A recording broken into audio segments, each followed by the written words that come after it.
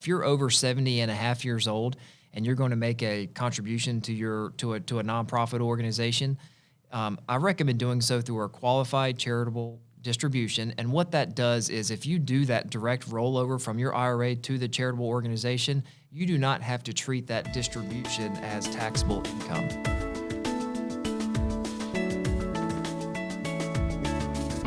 Hello, everybody. This is Ray Halstead. I'm here with Andrew McMillan of REH CPAs.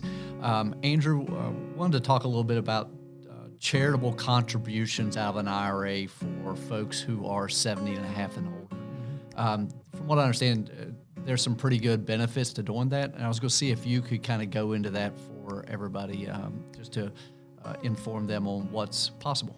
Yes, there's a couple tax strategies here when you talk about qualified distributions from an IRA.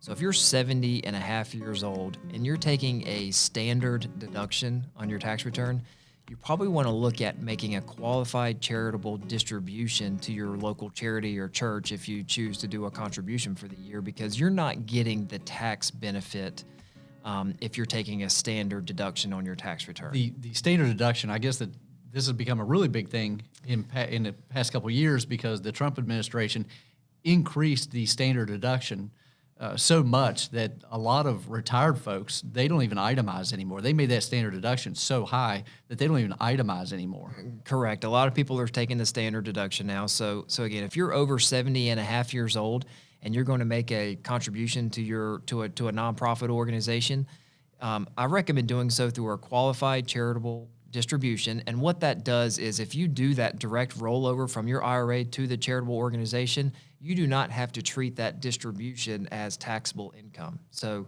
you get the tax benefit there by never having to record that as income to yourself.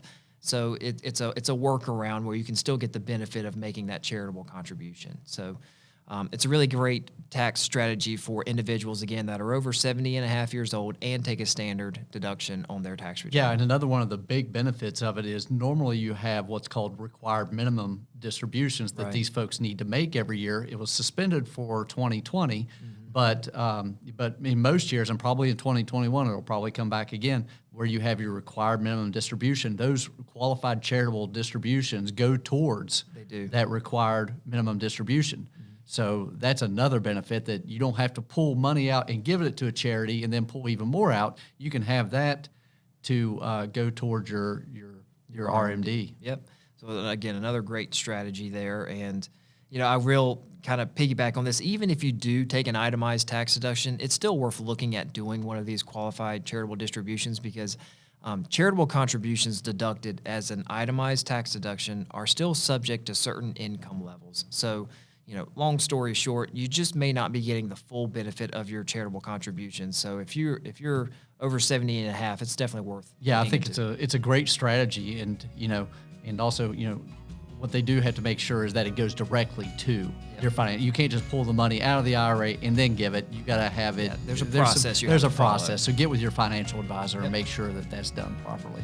Well, thanks, Andrew. It's great information. I think it's a great tax strategy, especially for folks who are over 70 and a half. Again, this is Ray Halstead. I'm with Andrew McMillan of REH CPAs.